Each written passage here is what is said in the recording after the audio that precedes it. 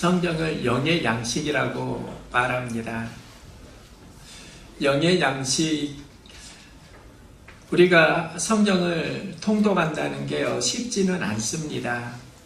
하루 밥 3끼를 먹는 것은 습관이 되었는데 성경을 계속 통독한다는 건 쉽지 않습니다. 왜 성경을 한번 읽기도 쉽지 않은가? 이유는 분량이 상당히 많습니다. 성경을 누구나 읽기는 시작할 수 있지만 끝까지 통독하기는 어렵습니다. 저도 청년 시절에 성경을 새해가 되면 읽어야지 이렇게 결심을 하고 창세기부터 읽기를 시작합니다. 그리고 레위기 가서 포기하고 좀 더 가면 민수기까지 갔다가 멈추었던 그런 경험들이 몇 번 있습니다. 제가 신대원에 갈 때는 성경도 제법 정리가 되었습니다. 창세기부터 요한계시록까지 전체적인 그림으로 그릴 수 있었는데 지금은 성경 내용이 많이 흐려졌습니다. 그러면서 제가 한 가지 생각하는 게 성경을 많이 아는 것도 필요하지만 중요한 것을 붙들어야 하겠구나, 이런 마음이 서서히 들기 시작합니다. 그러면서 그럼 성경에서 가장 중요한 가치가 무엇일까? 하나를 말하라고 하면 무엇일까?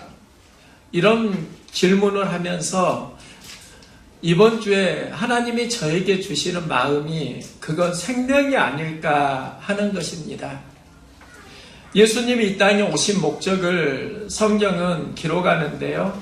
내가 온 것은 양으로 생명을 얻게 하고 더 풍성히 얻게 하려는 것이라. 성경의 기록 목적도 예수께서 하나님의 아들 그리스도이심을 믿게 하려 하며 또 너희로 믿고 그 이름을 힘입어 생명을 얻게 하려 함이니라, 이렇게 말씀을 하고 있습니다. 성경을 생명책이라고 합니다. 그 생명이 예수 그리스도의 목적이었고 성경의 기록 목적이었습니다. 성경은 또 생명의 시작을 창세기 1장 1절에서 태초에 하나님이 천지를 창조하시니라, 이렇게 기록합니다.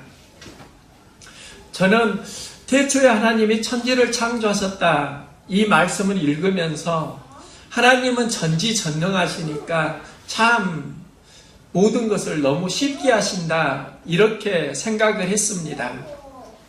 그런데 천지를 창조하시니라 해서 창조하다의 언어가 바라입니다.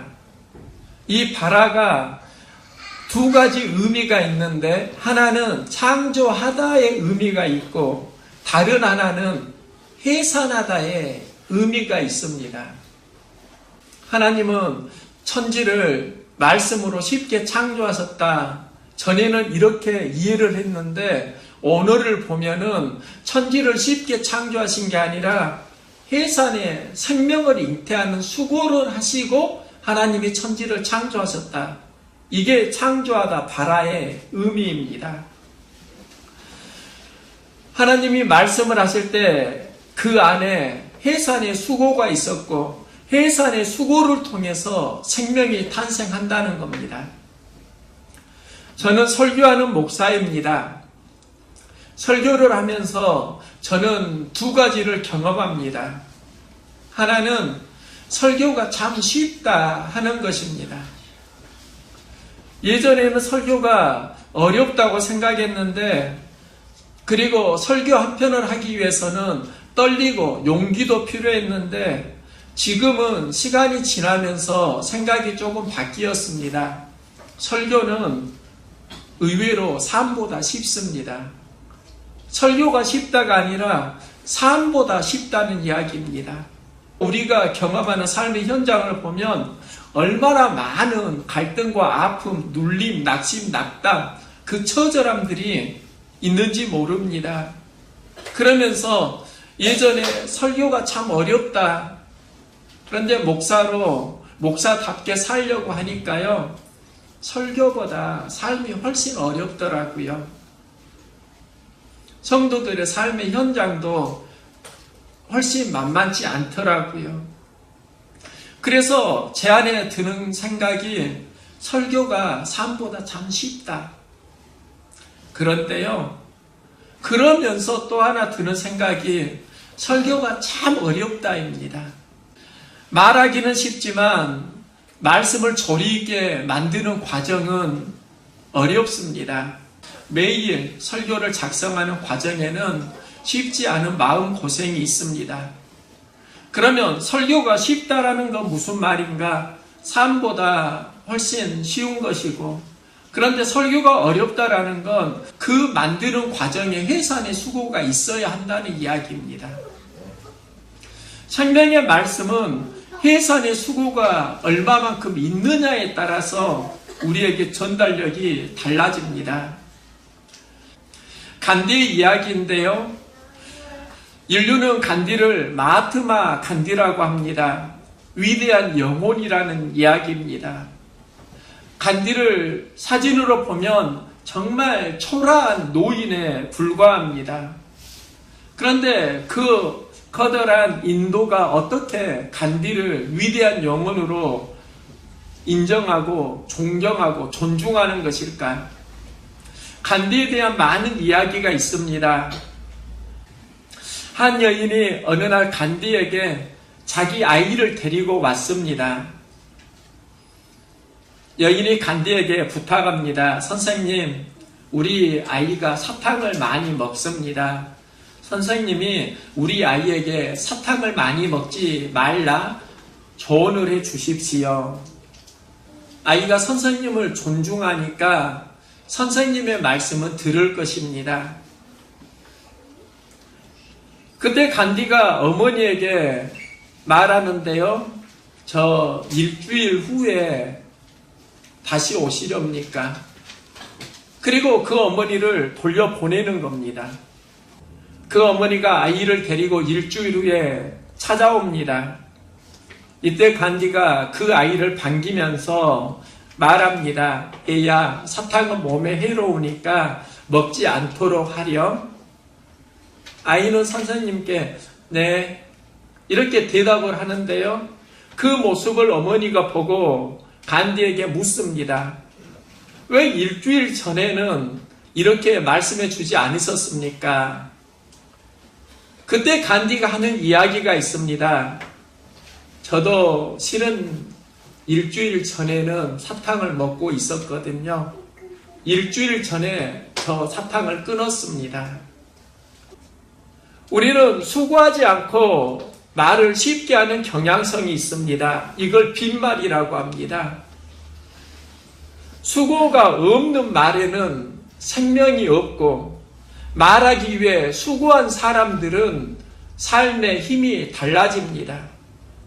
닉 부이치치가 있습니다. 그는 팔과 다리가 없는 지체 장애아로 태어납니다.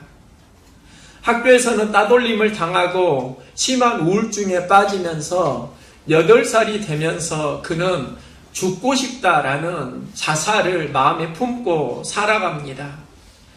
10살이 될 때는 욕조에 물을 붓고 정말 죽으려고 하는 그런 생각도 강하게 했다고 합니다.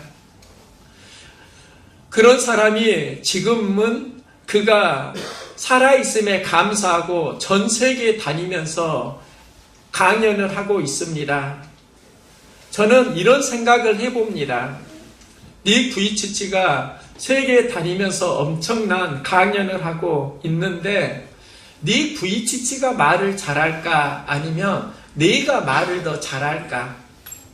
좀 당돌한 질문일 수도 있는데요. 제가 닉 부이치치보다 말을 훨씬 못하는 것일까?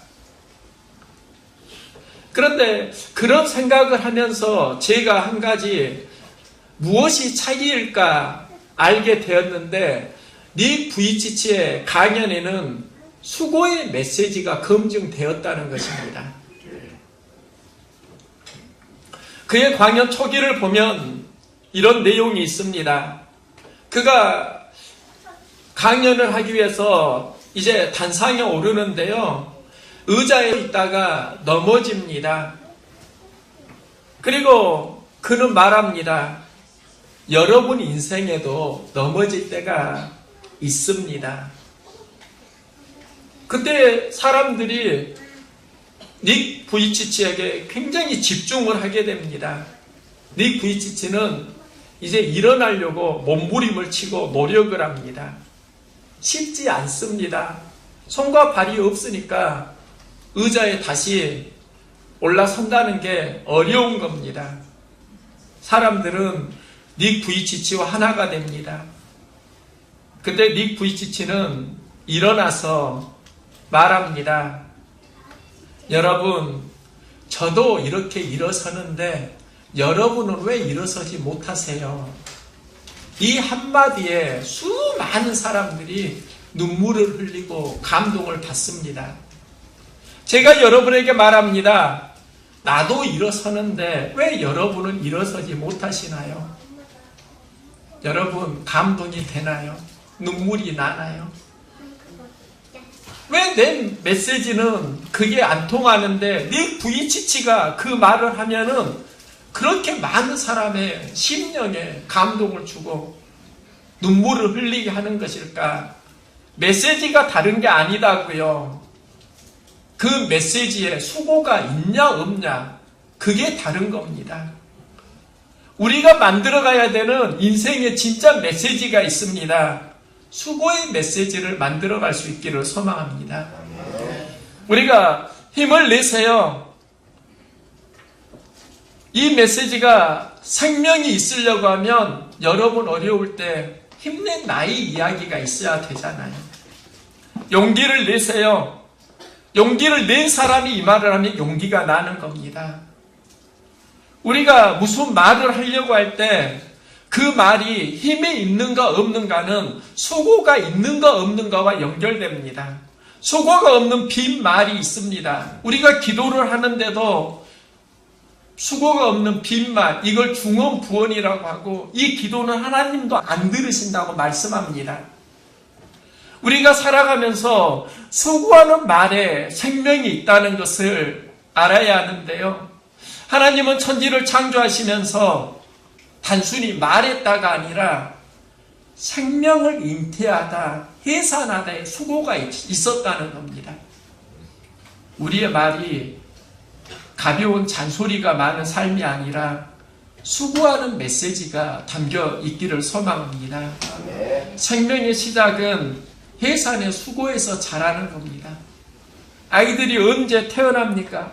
우리 인간의 생명이 언제 태어나는가? 해산의 수고가 창조하다와 연결된다는 겁니다. 그럼 하나님이 천지를 창조하실 때 해산의 수고를 하시는데 그 내용이 무엇인가? 한마디로 말하면 혼돈에서 질서라고 할 수 있습니다. 천지를 창조하기 이전의 상황은 이렇습니다. 땅이 혼돈하고 공허하며 흑암이 깊음 위에 있고 하나님의 영은 수면 위에 운행하시니라.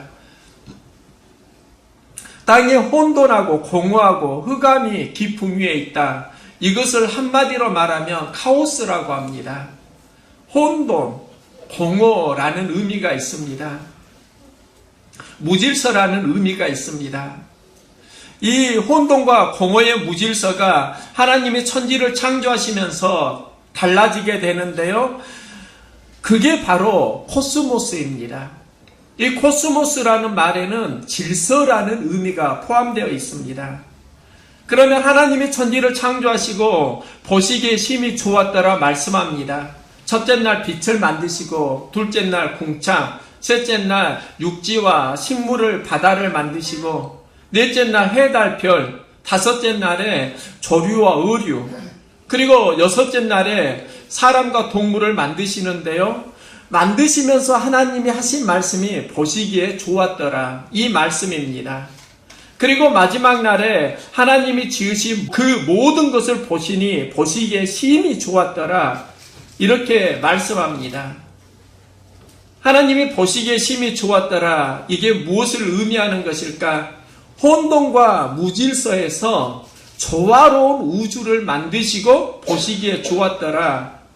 그러면 혼돈과 그 무질서가 언제 질서 있는 상황으로 바뀌어지게 되는가?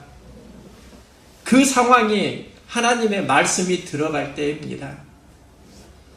우리의 삶을 보면은 혼돈과 무질서가 나를 지배할 때 있잖아요.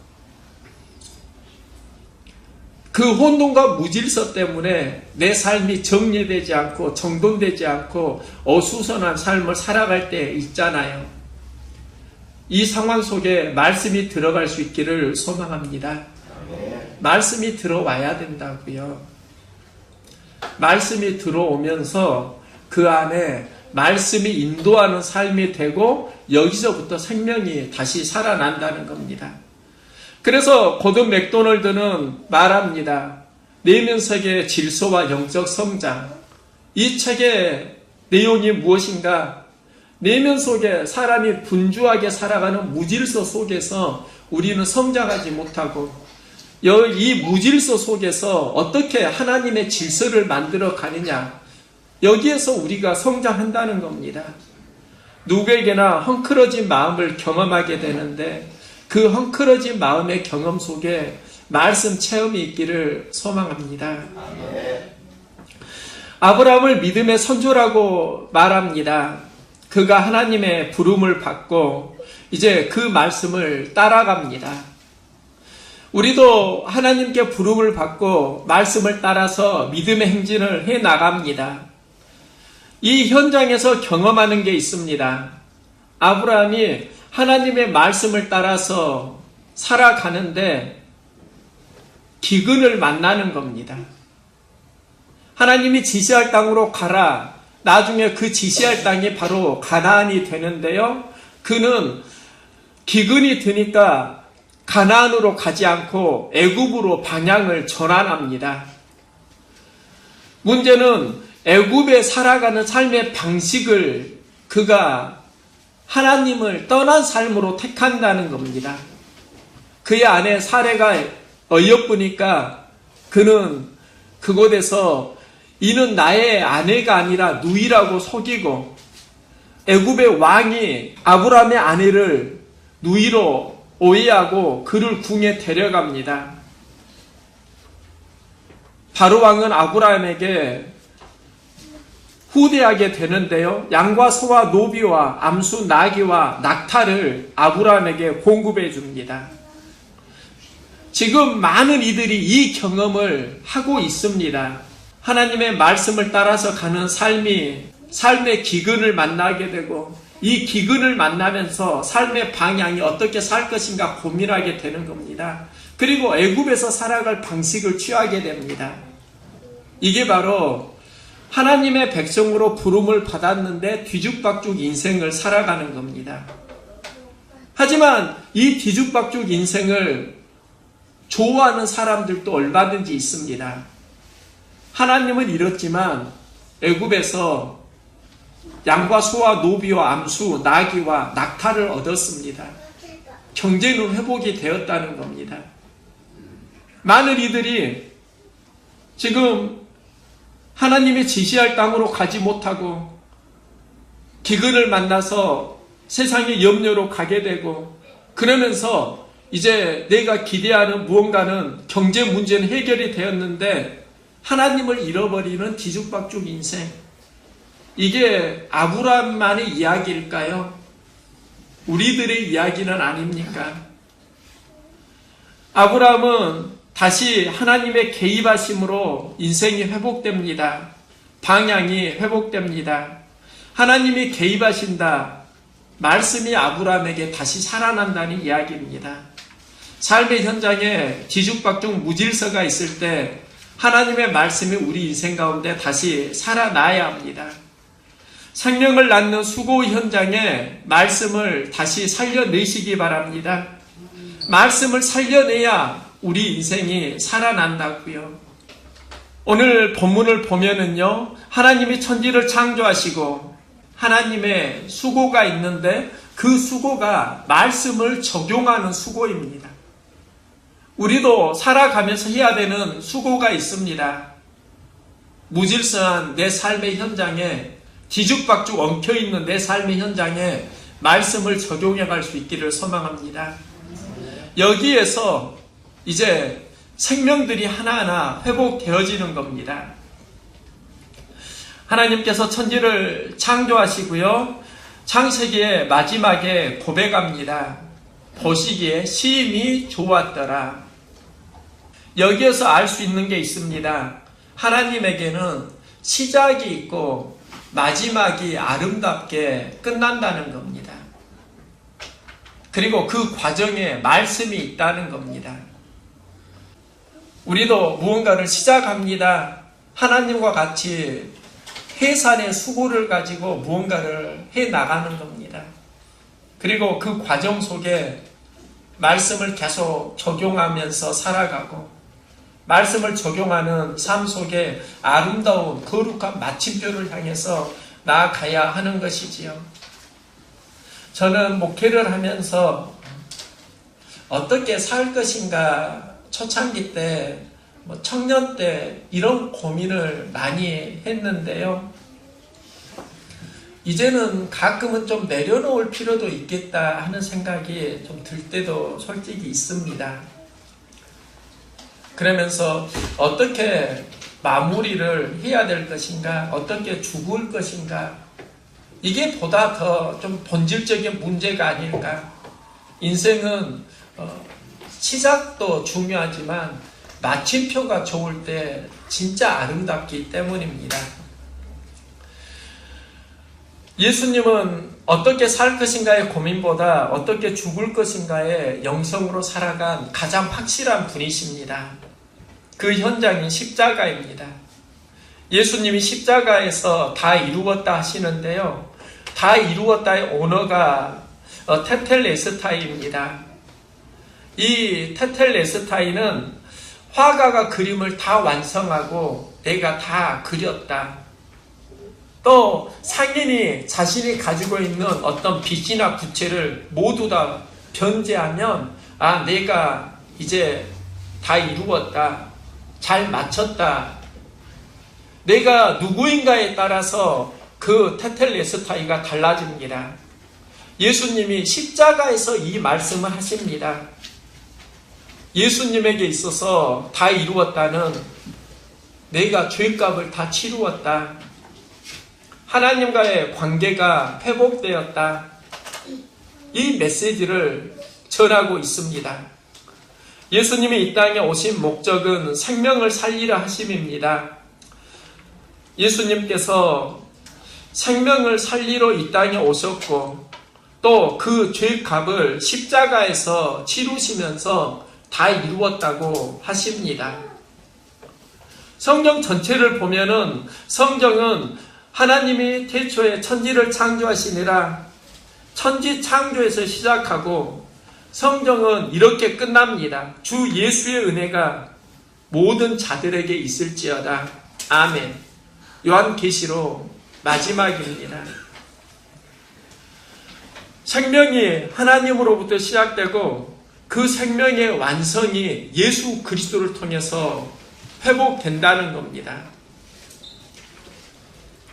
지난주의 메시지가 아브라함과 다윗의 자손 예수 그리스도의 계보라, 이 메시지로 보았는데요. 제가 신약의 그 시작을 보면서 구약의 시작도 다시 보면 좋겠다. 그래서 오늘 본문을 태초에 하나님이 천지를 창조하시니라, 그리고 묵상을 했습니다. 창조한다, 여러분 쉬운 말이 아니라 해산의 수고가 있는 메시지라는 걸 기억하시고, 빈말로 살아가지 마시고 수고하는 메시지로 살아갈 수 있기를 소망합니다. 그리고 여러분의 삶 가운데 생명은 카오스에서 코스모스로 변하면서 이루어집니다.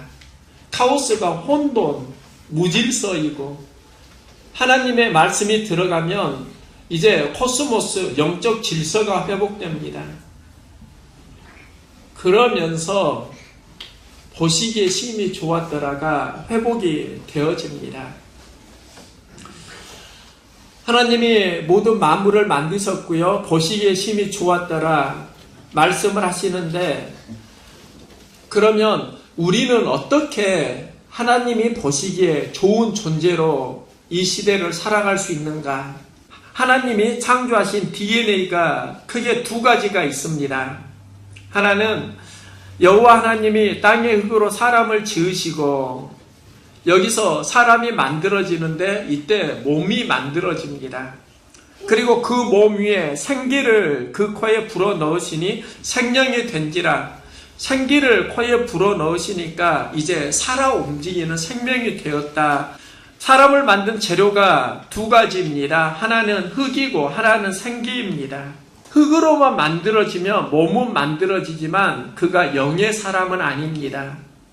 그 코에 하나님의 호흡이 들어가면서 진짜 생명이 탄생합니다. 우리도 하나님의 호흡이 있어야 진짜 생명을 살아가게 되고, 하나님의 생명이 없으면 우리는 껍질 인간이 됩니다. 그러면 하나님의 호흡이 우리 안에 들어오면서 진짜 생명이 살아나는데, 하나님의 호흡이 무엇을 말하는 걸까? 하나님의 말씀이 영혼의 양식으로 들어오면서 살아있는 생명이 된다는 메시지입니다.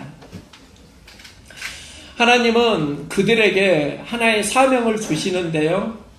천지를 창조하실 때 사람에게 그 코에 생기를 불어넣으면서 사람이 생명이 된지라. 그리고 또 하나의 천지 창조의 메시지가 있습니다. 여호와 하나님이 이르시되 사람이 혼자 사는 것이 좋지 아니하니 내가 그를 위하여 돕는 배필을 지으리라.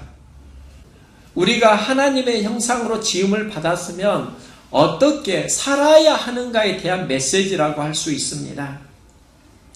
하나님이 여자를 만드신 이유가 있습니다. 서로 돕는 배필로 살라.